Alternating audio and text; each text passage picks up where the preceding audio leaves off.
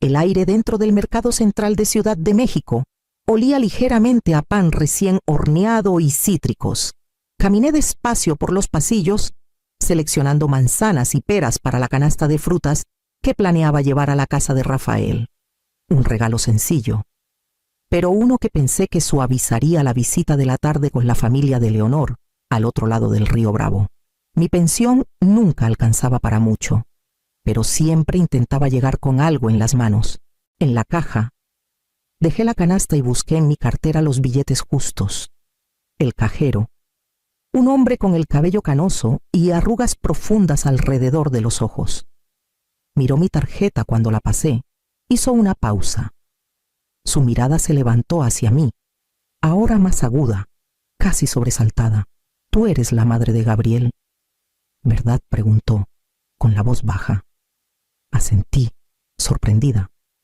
«Sí, soy Amalia Torres». Antes de que pudiera decir más, su mano se cerró suavemente pero con firmeza alrededor de mi muñeca.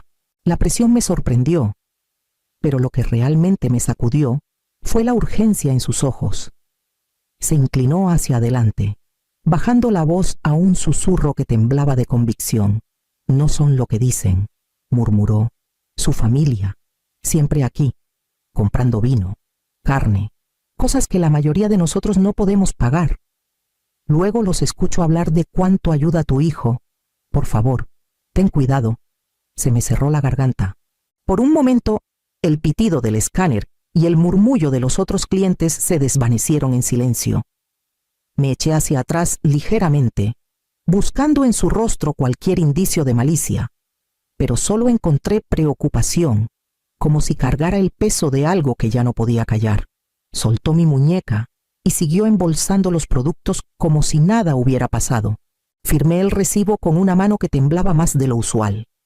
Salí por la puerta lateral y me encontré caminando bajo la tarde gris de Ciudad de México, con el corazón latiendo más rápido de lo que quería admitir. Seguí caminando hasta que el área de carga apareció a la vista, segura de que lo que viera después o calmaría mis dudas o confirmaría la inquietud que ahora se alojaba profundamente en mi pecho. La puerta lateral se cerró detrás de mí, su marco metálico resonando como advertencia. Caminé hasta llegar a la parte trasera del edificio, donde los camiones de reparto estaban estacionados y el aire olía a cartón y asfalto húmedo. Me apoyé contra la pared cerca de una fila de contenedores de reciclaje, abrazando mi canasta de frutas contra el pecho, como si pudiera protegerme de lo que no quería saber. El estacionamiento se extendía justo más allá de la reja de malla. Apenas llevaba un minuto ahí cuando una camioneta blanca entró, del tipo que brilla incluso bajo la llovizna gris de la ciudad. La puerta del conductor se abrió y Antonio Vargas salió, impecable y elegante. Nada como el hombre que Leonor describía como alguien luchando con horarios reducidos. Se movió rápidamente hacia la cajuela. La abrió y sacó 2 bolsas negras brillantes con el logo de una tienda de lujo que solo había admirado desde la banqueta. Las asas se doblaban bajo el peso mientras las manejaba con facilidad. Lo observé colocarlas dentro del vehículo con un cuidado que sugería que contenían más que solo platos o toallas. Entonces sonó su teléfono. Respondió con una risa, su voz resonando en el estacionamiento. «Sí, los boletos de temporada están listos, en las gradas bajas. Nos vemos la próxima semana». Su tono era relajado, la clase de soltura que no había oído en la voz de Rafael en meses. Apreté la espalda más fuerte contra la pared. Durante semanas, Leonor había hablado de cuentas atrasadas, de los crecientes gastos médicos de su padre, de reparaciones que no podían pagar, y sin embargo, aquí estaba él, comprando lujos y planeando salidas. Antonio cerró la cajuela, revisó su reflejo en la ventana del auto y caminó de regreso hacia la tienda. Aferré la canasta de frutas más fuerte, incapaz de moverme, sabiendo que ya había visto más de lo que podía justificar. Y aún así, una parte de mí necesitaba ver más. Así que me quedé escondida mientras él desaparecía por las puertas automáticas. De vuelta en mi departamento, dejé la canasta de frutas intacta en la encimera y me senté en la mesita junto a la ventana. La lluvia había comenzado, dejando rayas en el vidrio y difuminando la vista de la calle. Tomé el viejo cuaderno de contabilidad que he llevado desde que nació Rafael, un hábito de mis años como contadora. Columnas de números, notas garabateadas en los márgenes y líneas ordenadas que nunca parecían sumar lo suficiente. Mi cheque de pensión había llegado la semana anterior. Modesto como siempre, desdoblé los billetes que había apartado para comida, medicinas, servicios, contándolos 2 veces, luego una tercera, como si repetir pudiera estirarlos. Había logrado guardar unos pocos pesos en un sobre marcado como emergencia, aunque últimamente esos pesos tenían la costumbre de escurrírseme de las manos. Pensé en los años después del accidente de mi esposo, cuando Rafael era pequeño y cada centavo dependía de mí. Trabajé largas horas en la oficina de suministros navales en Veracruz, tecleando facturas de día y conciliando cuentas de noche. Preparaba sándwiches de crema de cacahuate en papel encerado y me saltaba el almuerzo, diciéndole a Rafael que ya había comido. Él nunca supo que contaba las monedas en mi mano antes de subir al camión, sopesando si podía pagar el pasaje. Esos hábitos nunca me abandonaron.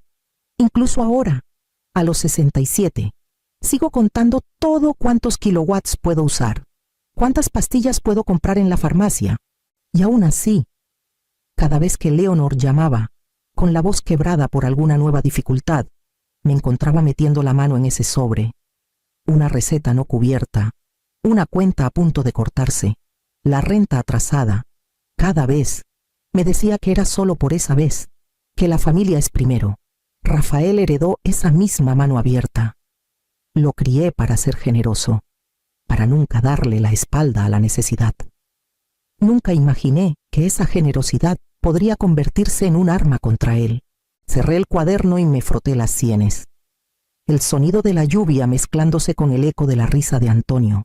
Mañana nos esperaban en San Miguel de Allende, y el peso de lo que había visto era más pesado que cualquier suma en mi página.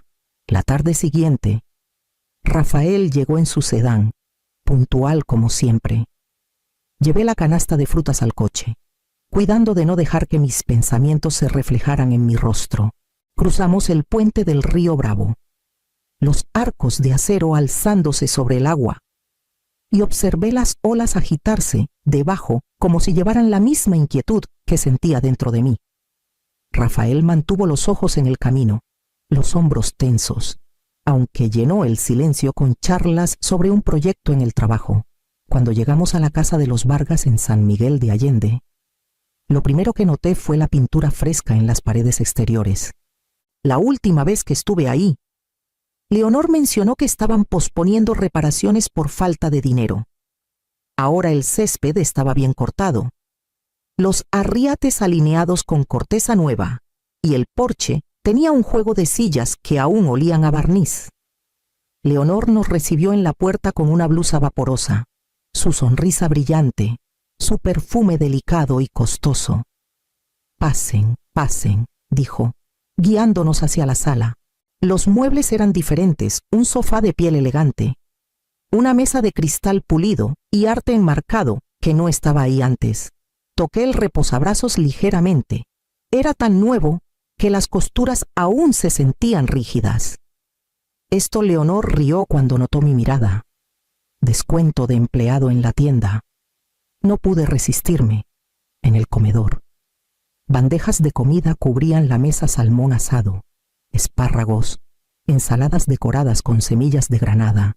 El tipo de banquete que había visto en eventos con catering, no en cenas familiares. Antonio salió de la cocina con copas de vino. «Puntos de cliente», explicó cuando alcé una ceja ante la etiqueta de la botella. Una de las ventajas de ser consultor. Cada pregunta tenía una respuesta pulcra, cada lujo envuelto en una explicación bien atada. Sin embargo, Rafael se frotó las sienes más de una vez, como si el ruido a su alrededor lo presionara demasiado. Asentía a sus historias, pero decía poco, su silencio más pesado que las palabras. Me obligué a sonreír, a sentarme a su mesa, a tomar el plato que Leonor me ofrecía. mientras mis ojos catalogaban cada detalle que contaba una historia diferente, y más tarde, cuando regresé a casa, la prueba llegó no en palabras, sino en números. Para cuando regresé a mi departamento, las sombras de la noche trepaban por las paredes. Me quité los zapatos y me dejé caer en la silla junto a la ventana. Mi celular vibró en la mesa. La pantalla se iluminó con un número desconocido. Por un momento, dudé, esperando una llamada equivocada, pero cuando lo abrí, se me cortó el aliento. Era Isaac. De alguna manera había conseguido mi número y envió una serie de fotos. Cada imagen mostraba recibos del mercado central, mariscos importados, queso francés, botellas de vino más caras que mi presupuesto semanal de comida, y cosméticos especializados entre artículos comunes. Los totales llegaban a cientos de pesos, y uno estaba fechado apenas 2 días antes de que Leonor llamara a Rafael pidiendo ayuda con la renta. Mi mano tembló mientras desplazaba las imágenes. La tinta en los recibos parecía gritar más fuerte que cualquier palabra. Eran más que acusaciones, eran pruebas. Pero la prueba era pesada. Cerré el celular. Lo dejé en la mesa. Lo volví a tomar. Mostrárselo a Rafael significaba arriesgar todo entre nosotros. Callar significaba verlo desangrarse. Mientras estaba allí, alguien tocó la puerta.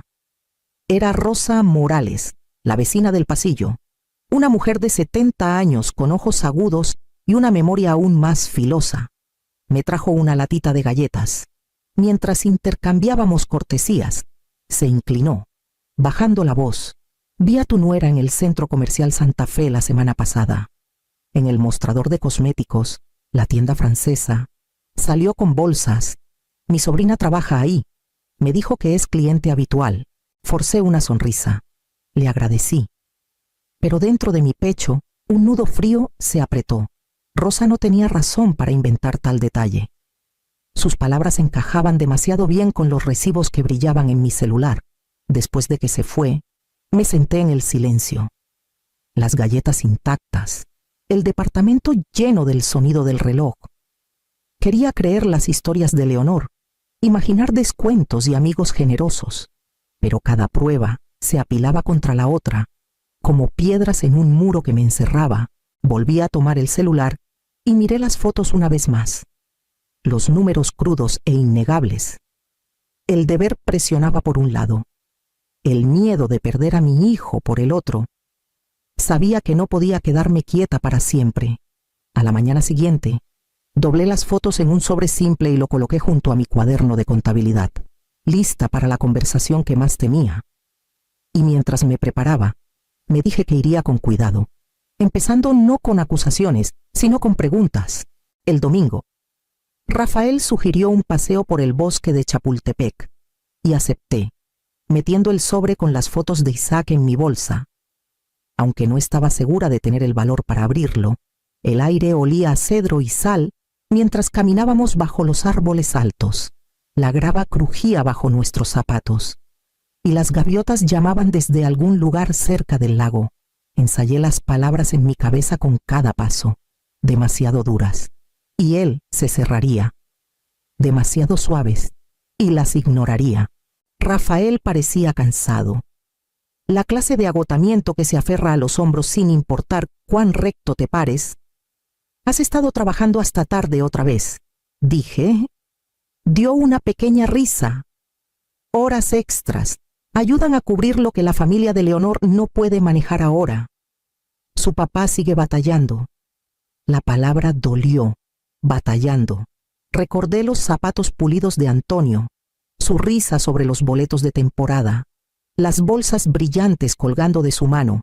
Deslicé los dedos sobre el sobre, pero lo mantuve dentro de mi bolsa. Rafael, comencé con cuidado. ¿Alguna vez sientes que quizás estás cargando demasiado por ellos? Se detuvo, estudiándome con los mismos ojos que alguna vez me miraron desde una cuna, confiando en que calmara el mundo. Mamá, son familia. ¿Qué quieres que haga? ¿Dejarlos hundirse? Tragué saliva con fuerza. No, solo A veces lo que vemos no siempre encaja con lo que nos cuentan, y me preocupa verte tan agotado. Su mandíbula se tensó, pero su voz fue firme. La salud de su papá no está bien. Leonor se preocupa constantemente. Puedo con las horas extras. Eso hacen los esposos. Asentí, aunque el nudo en mi pecho se apretó más. Él siguió caminando, y yo lo seguí, con pasos pesados. El sobre presionaba contra mi lado como una piedra. Su silencio más fuerte que cualquier discusión. Supe entonces que la verdad, por clara que fuera, necesitaría más que palabras para llegar a él, y pronto. La evidencia vendría de un lugar que no podría ignorar. Esa noche, Rafael llamó, con la voz baja, pidiéndome que pasara por su casa. Escuché la tensión en su tono y acepté, aunque mi corazón se apretó al colgar. Cuando llegué, las luces estaban encendidas, pero la casa se sentía hueca, como si algo frágil ya se hubiera roto. Rafael me recibió en la puerta, con los ojos ensombrecidos. No desperdició palabras. Me guió a la sala y colocó un pequeño cuaderno de espiral en la mesa de centro. Encontré esto, dijo en voz baja. Me senté, mis dedos rozando la cubierta. Dentro había columnas ordenadas, cada página fechada, cada línea marcada con una solicitud renta atrasada. Medicinas faltantes, cuenta de luz urgente, junto a ellas, en la misma letra cuidadosa. Notas como usa la culpa por la enfermedad de papá, o recuérdale que la familia es primero. Las cantidades coincidían casi exactamente con las semanas que recordaba a Rafael trabajando hasta tarde o entregando efectivo. Antes de que pudiera hablar, Leonor apareció en el umbral, con su bolsa aún colgada del hombro. Su rostro se sonrojó al ver el cuaderno abierto. Eso es privado, espetó, dando un paso adelante. Rafael levantó una mano. ¿Es cierto? Su voz se quebró en la última palabra.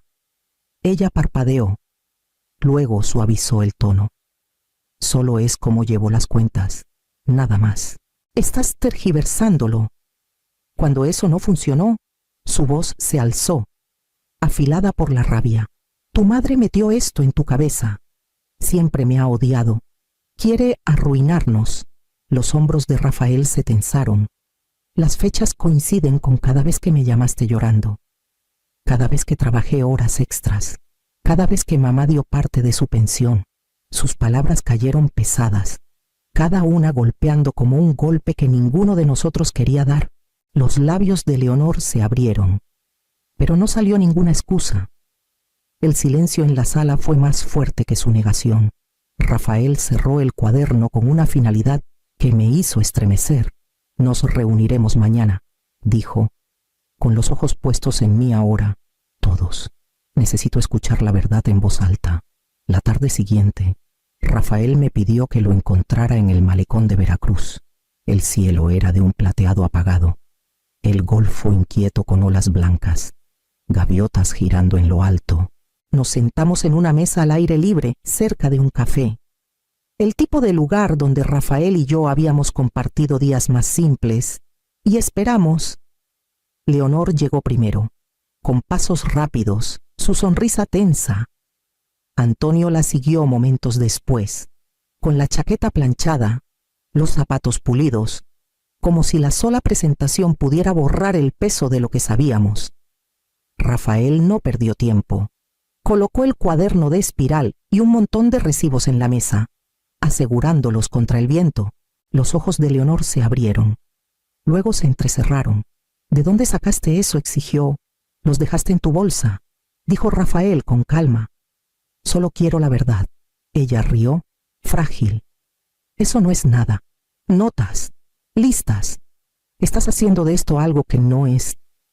Cuando Rafael no se movió, su tono se endureció. Esto es cosa de tu madre, ¿verdad? Nunca me ha aceptado. Está envenenándote contra tu propia esposa. Antonio se inclinó hacia adelante, con voz calma pero despectiva.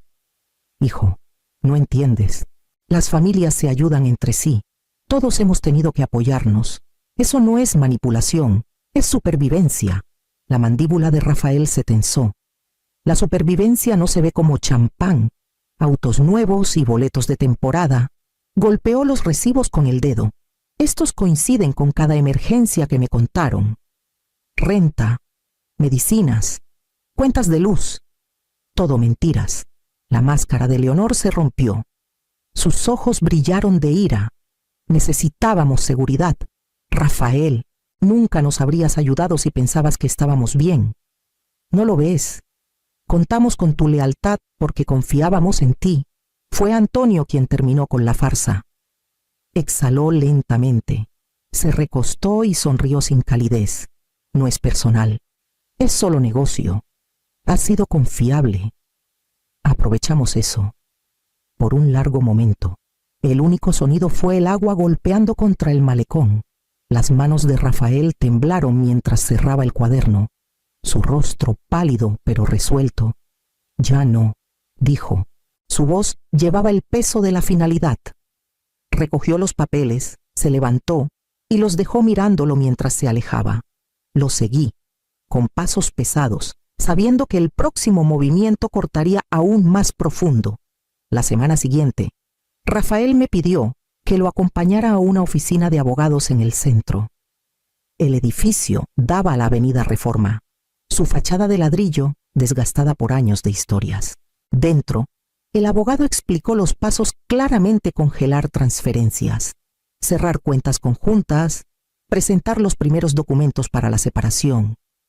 Rafael escuchó sin interrumpir, con las manos apretadas sobre la mesa. Su expresión una mezcla de agotamiento y determinación silenciosa. Cuando firmó los papeles, sentí el peso cambiar en la habitación. No era libertad aún, pero era el primer límite real que había trazado para sí mismo en años.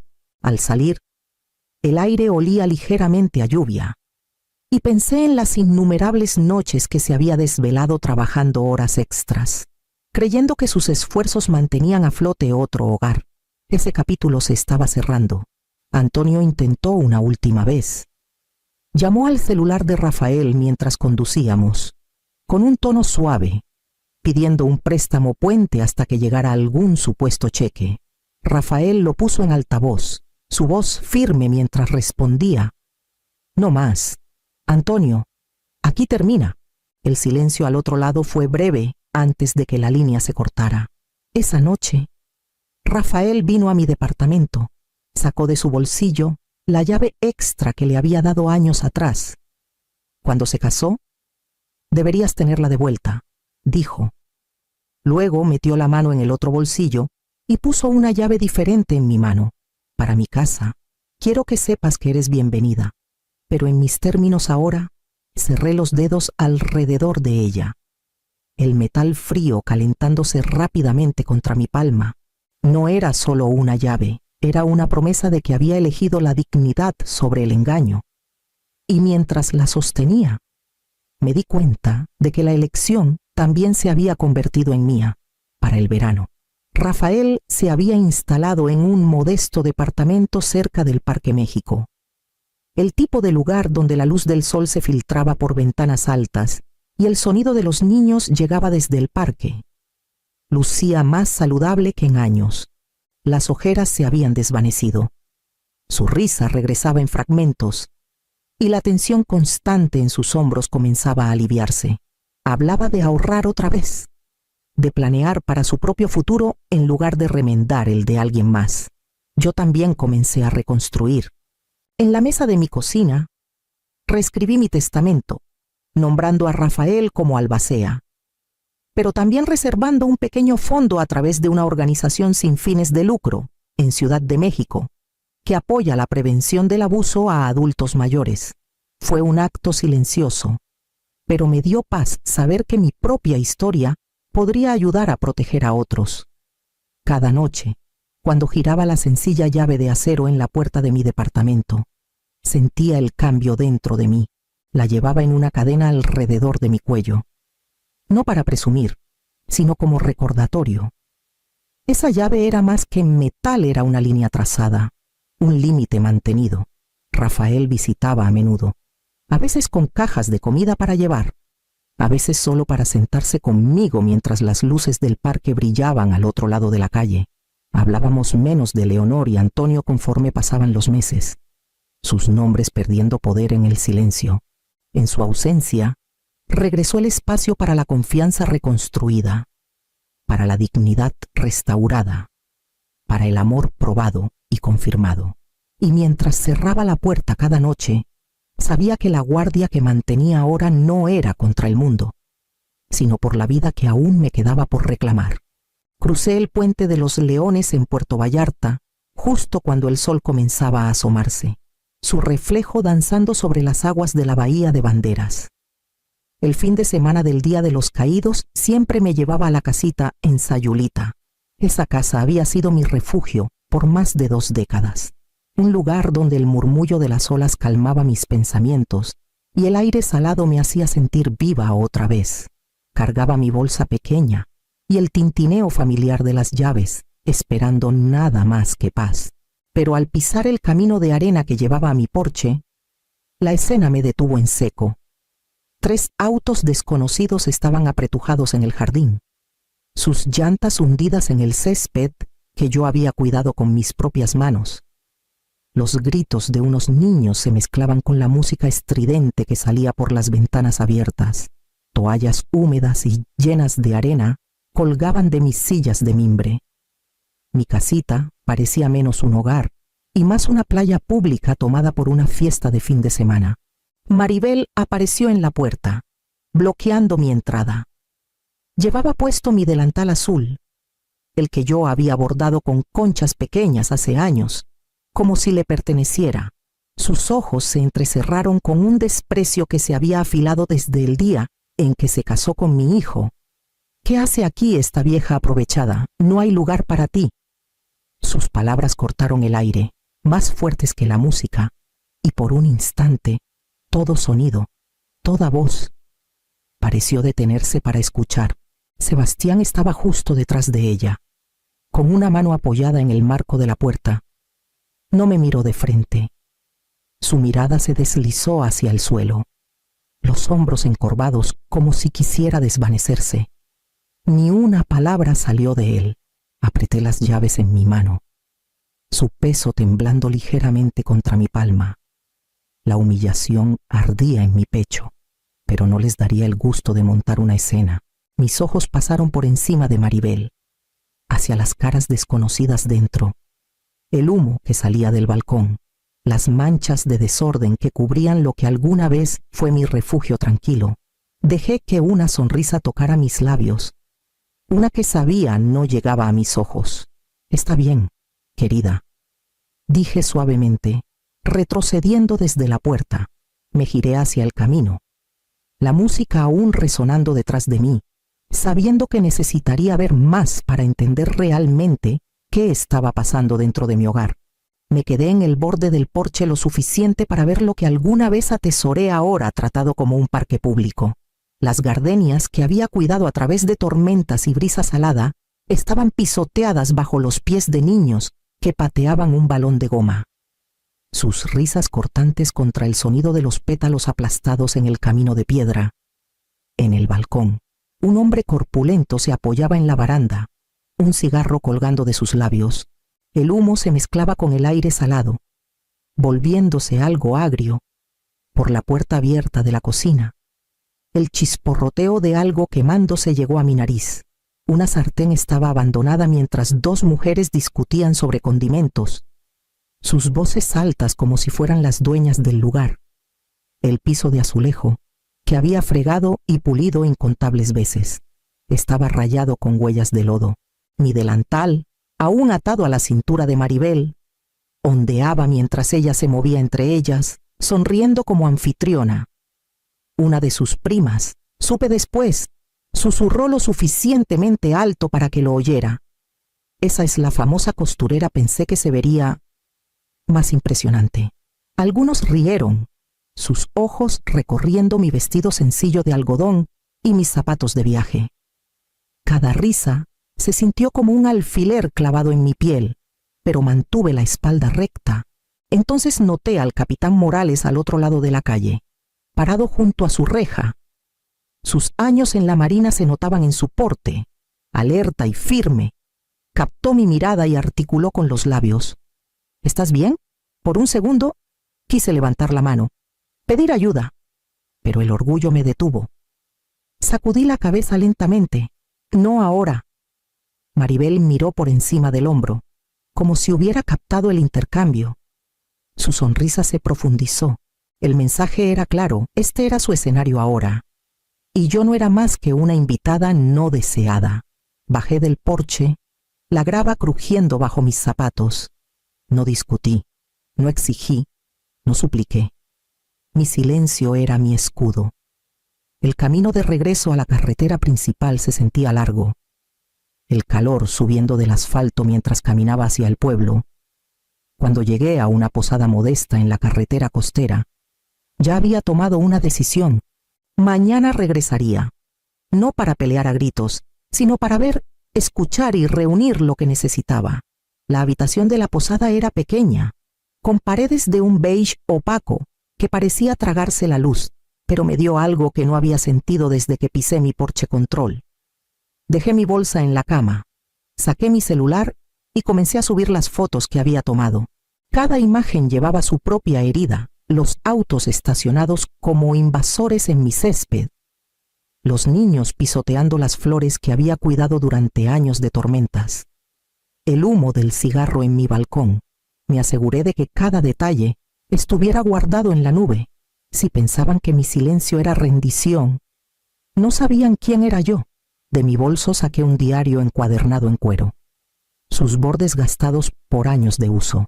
Anoté cada placa de los autos, revisando las letras y números 2 veces. Luego escribí las palabras que escuché aprovechada: común, no hay lugar, y la hora exacta en que Maribel las gritó. Mi letra presionaba fuerte en el papel, dejando marcas incluso en la página siguiente. Evidencia, me recordé. No rabia, no lágrimas. Evidencia. Cuando mis manos comenzaron a temblar, busqué en el bolsillo de mi cartera y saqué una Polaroid desvaída. La foto mostraba a Sebastián a los 20, con el cabello más largo, una mancha de pintura en la mejilla. Estaba a mi lado bajo el sol mientras pintábamos las paredes de estuco crema de la casita. Ese día me había sonreído, diciendo: mamá, esta casa es la prueba de que lo logramos. Pasé el pulgar por el contorno de ese rostro joven, preguntándome cómo ese mismo chico se convirtió en un hombre que se quedó callado mientras su esposa me llamó aprovechada. Guardé la foto en la cartera y cerré los ojos. El dolor en mi pecho ardía, pero bajo él algo más frío se movía. Mi sonrisa en el porche no había sido una máscara de derrota, era una estrategia. Pensaban que me había retirado, pero solo estaba reagrupándome. Al amanecer, regresaría. Pediría recuperar una botella de medicina y tal vez algo de ropa. Nada más. Mientras estuviera dentro, buscaría lo que sospechaba que ya era cierto. Papeles, notas, cualquier cosa que confirmara que esto no era una invasión espontánea, sino algo cuidadosamente planeado. Puse mi alarma a las 5 y coloqué el diario en la mesa de noche.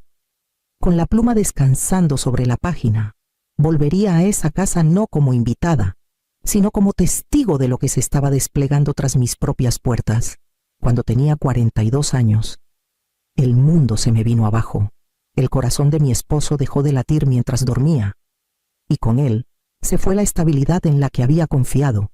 Sebastián apenas terminaba la preparatoria, con ojos grandes y llenos de inquietud, y no tenía nada en que apoyarme más que en la habilidad de mis manos.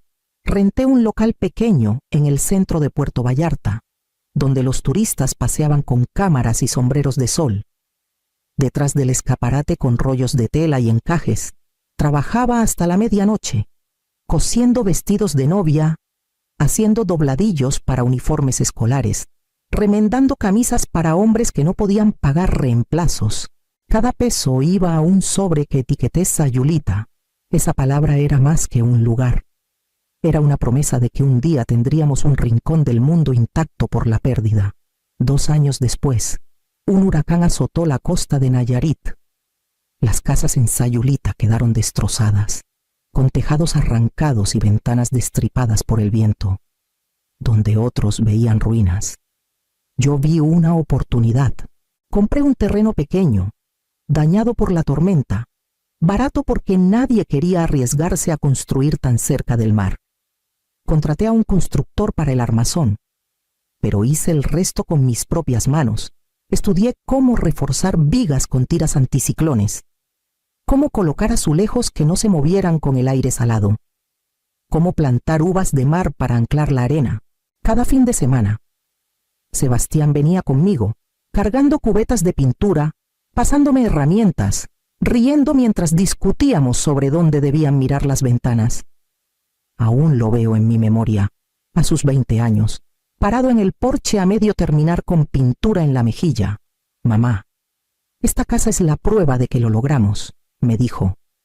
Su voz estaba llena de orgullo, de la certeza que solo la juventud puede tener. Entonces le creí. Creí en nosotros. Ese recuerdo rondaba como un fantasma mientras estaba de nuevo frente a la puerta de esa misma casa. La hermana de Maribel, una mujer a la que apenas conocía, abrió con fastidio. «Dijo que puedes tomar tu medicina», murmuró, haciéndose a un lado como si me estuviera haciendo un favor. Crucé el umbral. El aire pesado con olores que no me pertenecían, colonia barata, comida frita, humo de cigarro. Las paredes se sentían cercanas, extrañas, despojadas del cuidado que había vertido en ellas. Era como si la casa misma ya no me reconociera. Mis pasos resonaron sobre los azulejos opacos por la mugre y me preparé para lo que encontraría arriba. Subí las escaleras con una calma deliberada, aunque mi pecho se apretaba con cada paso. La casa ya no sonaba como mía. En lugar del crujido familiar de la madera y el susurro lejano de las olas por las persianas abiertas, había murmullos de voces desconocidas, el arrastre de pies descuidados, el zumbido de un televisor demasiado alto en la habitación equivocada. Cuando abrí la puerta de mi recámara, el aire se me escapó. Mi ropa estaba metida en bolsas negras de basura, apiladas en un rincón como donaciones esperando una camioneta. 2 niños que no reconocí estaban desparramados en mi cama, enredados en el edredón que cosí a mano después de que Sebastián se fue a la universidad. Dormían profundamente, ajenos, con los tenis puestos, dejando rayas de arena en la tela. La puerta del baño estaba entreabierta. Entré y retrocedí al ver manchas de tinte negro para cabello corriendo por el lavabo de porcelana. Mis toallas, antes blancas con bordados azules, estaban hechas bola en un rincón, manchadas sin remedio. Era como entrar en la cáscara de un hogar destripado y usado por extraños. Estabilicé mi mano. Saqué mi celular del bolso y comencé a fotografiar todas las bolsas, la cama, el lavabo manchado de tinte. Cada foto se sentía como una puntada, tejiendo la prueba de lo que habían hecho. Mis manos temblaban, pero las obligué a quedarse quietas. Los cajones estaban entreabiertos. Con el contenido revuelto, busqué la caja de terciopelo donde guardaba los aretes de perlas de mi madre y el reloj de oro que mi esposo usaba todos los días de nuestro matrimonio. La caja estaba de lado, vacía. Mi respiración se atoró y me apoyé en la cómoda para no perder el equilibrio. Esas piezas no eran solo joyas. Eran los últimos hilos tangibles que me ataban a las personas que alguna vez me sostuvieron. Ahora estaban perdidas, arrancadas de mí tan fácilmente como el delantal de la cocina. Me dirigí al closet, con el corazón latiendo fuerte. Detrás de la fila de vestidos, tenía un compartimiento escondido en la pared. Poca gente sabía de él, ni siquiera Sebastián hasta mucho después. Ahí guardaba documentos demasiado importantes para dejar a la vista. Mis dedos encontraron el pestillo y lo abrí, esperando el consuelo de archivos ordenados. En cambio, saqué un documento que nunca había visto, un informe médico en papel oficial, sellado y firmado. Las palabras se nublaron por un momento, pero me obligué a enfocar. Decía que sufría de capacidad disminuida, que mi edad y salud me hacían incapaz de administrar propiedades. Un frío se asentó en mi estómago. Nunca había sido examinada por ese doctor. Nunca había firmado un permiso. Mi nombre había sido torcido en un argumento en mi contra. En el tocador cercano, un cuaderno estaba abierto. La letra era de Maribel, con los rizos y florituras que había visto en tarjetas de cumpleaños para los niños. En la parte superior de la página había un nombre que no reconocí al principio, pero luego entendí con claridad: un abogado local. Notas en el margen decían transferencia de escrituras y reclamo de capacidad. Metí el informe y el cuaderno en mi bolso, mi pulso estabilizándose con propósito. Esto no era un malentendido, era un plan. Me giré hacia la puerta, sabiendo ya que necesitaría aliados más allá de mi propia fuerza. A la mañana siguiente, manejé por la carretera costera hacia Guadalajara, con el sol brillando fuerte contra mi parabrisas. Mis manos apretaban el volante más de lo que notaba. Los documentos robados y el cuaderno en mi bolso como piedras pesadas a mi lado. Me detuve primero en el banco, un lugar donde había entrado tantas veces que los cajeros me conocían por mi nombre. El gerente, el señor Vargas, me recibió con una expresión preocupada después de que le expliqué lo que necesitaba. Pedí una carta que confirmara mis décadas manejando cuentas sin ayuda. No hizo muchas preguntas. Solo alzó las cejas cuando mencioné un reclamo fraudulento de capacidad disminuida. En minutos. Imprimió el documento en papel oficial y lo firmó. Me lo entregó como si me pasara un escudo. Nadie puede discutir esto, dijo. Le agradecí, guardando el papel en mi carpeta con la sensación de estar juntando una armadura. De ahí manejé hacia Guadalajara, el camino zumbando bajo mis llantas mientras ensayaba lo que diría. La abogada, recomendada por un colega del capitán Morales, tenía fama de ser aguda e implacable. Cuando conocí a Jimena Torres, era exactamente eso: alta, serena, con ojos que parecían medir todo a la vez. Puse las fotos, el informe fraudulento y el cuaderno sobre su escritorio pulido. Escuchó en silencio, su pluma moviéndose rápido sobre un bloc. Tras una larga pausa, levantó la vista. Señora Calderón, lo que su nuera está intentando no solo es cruel, sino criminal. Delineó una estrategia con precisión cortante. Primero, presentaríamos una declaración jurada de propietario con el sheriff del condado, buscando la remoción expedita de ocupantes ilegales. Segundo, un reporte policial documentaría las perlas y el reloj robados. Tercero, una queja formal ante la Junta Médica del Estado abordaría la carta falsa de capacidad, exponiendo al doctor que la firmó. Finalmente, solicitaría al tribunal una orden temporal para bloquear cualquier intento de interferir con mi propiedad. Era un mapa, claro y formidable. Por primera vez en días, sentí el suelo firme bajo mis pies, pero Jimena no me dejó ir sin una advertencia. El alivio rápido es posible, dijo con voz firme, pero debes entender esto una vez que avancemos. No hay vuelta atrás.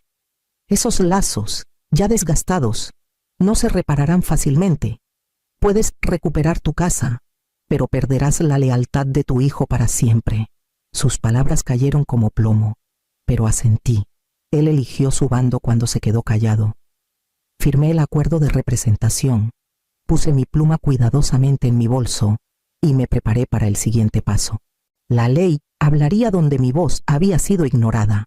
El martes amaneció caluroso y pesado, con ese calor de Nayarit que se pega a la piel antes de que el día comience.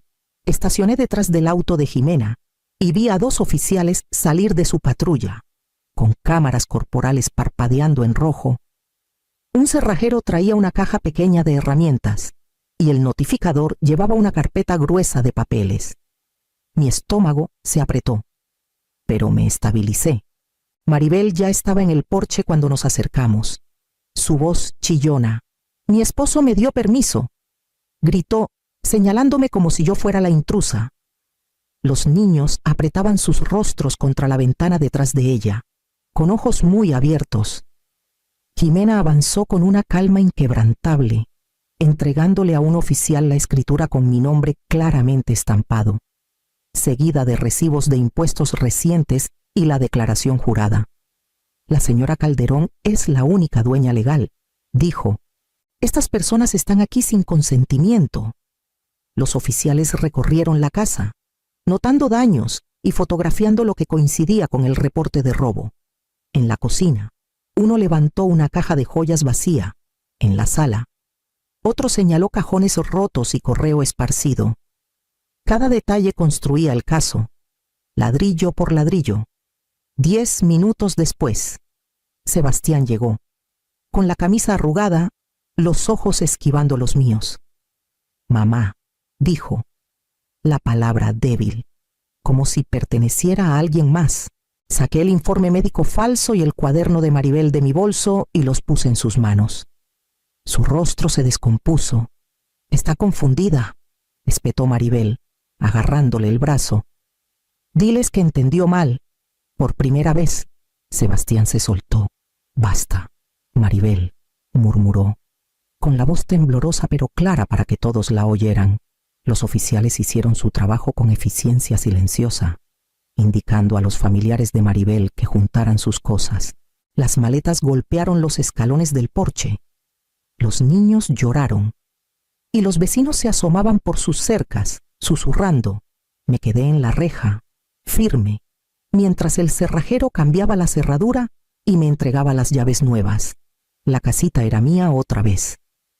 Aunque el peso de lo que había costado presionaba más fuerte que el calor en mis hombros, para el fin de semana, la oficina del sheriff tenía mi reporte de robo registrado, y los oficiales me aseguraron que la investigación estaba activa. Una noche, la hermana de Maribel apareció en mi reja, con el rostro pálido y tenso. Sin decir palabra, puso una bolsita de terciopelo en mi mano. Adentro estaban las perlas de mi madre, devueltas como si el secreto pudiera borrar el robo. Le agradecí, no por el favor, sino por devolver lo que nunca debieron tomar.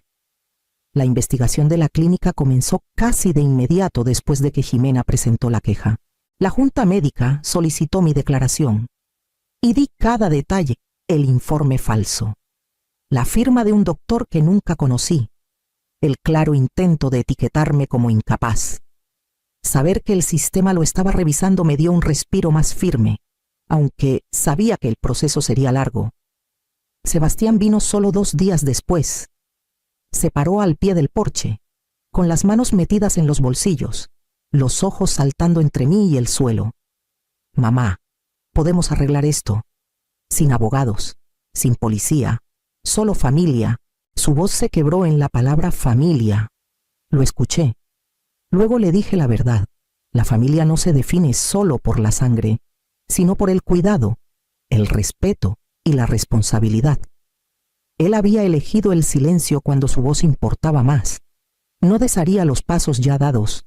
Le expliqué que la casita ahora estaba en un fideicomiso, con su futuro destinado a un fondo de becas y un programa de rescate de tortugas marinas.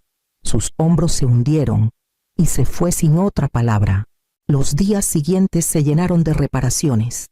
Nuevas cerraduras, cámaras en los aleros, persianas anticiclones ajustadas contra el viento salado. El capitán Morales me ayudó a replantar las gardenias. Sus manos firmes empujando la tierra de vuelta, como si me recordara que las raíces pueden asentarse de nuevo. La casa estaba más silenciosa ahora. No como antes, pero más fuerte. Definida por líneas claras que nadie podía cruzar. Me sentaba en el porche cada noche. Segura de una verdad, había pagado caro por la paz, pero la paz ganada con límites era la única que duraba. Las noches en Sayulita tienen su propio ritmo. Me sentaba en la terraza, mientras el cielo se teñía de un violeta suave, los pelícanos deslizándose bajo sobre la bahía de banderas, sus alas rozando apenas el agua. El aire olía a sal y pastos marinos, limpio otra vez, como cuando construí este lugar. Esa mañana llegó una carta, con la letra irregular de Sebastián en el sobre. La abrí lentamente, leyendo las palabras 2 veces para estar segura. Se disculpaba por cómo se vio, como si la traición fuera solo una cuestión de apariencias. No mencionó los documentos falsos, el silencio que cortó más hondo que los insultos de Maribel. ni las reliquias robadas. Sus palabras buscaban absolución sin tocar la verdad. Doblé la carta y la puse en el cajón junto a mi silla. No tenía respuesta que dar. La luz del porche brillaba a mi lado, proyectando un círculo cálido sobre la terraza. La dejaba encendida cada noche ahora, no como un faro para alguien más, sino como una promesa para mí misma. Iluminaba las gardenias que había replantado, las persianas reforzadas contra tormentas, las paredes que cargaban el peso de mi trabajo y mi pérdida. Me recosté, dejando que el sonido de la marea llenara el silencio. El agua se movía con certeza, retrocediendo solo para regresar otra vez, constante como la respiración. La fuerza podía ser así también callada, constante, sin inmutarse por el ruido a su alrededor. Nunca confundas la edad con debilidad. El silencio es una elección, no una rendición. Y mañana, cuando la marea regresara, no arrastraría lo que había soportado, solo traería de vuelta lo que merecía, ya fuera arrepentimiento o respeto,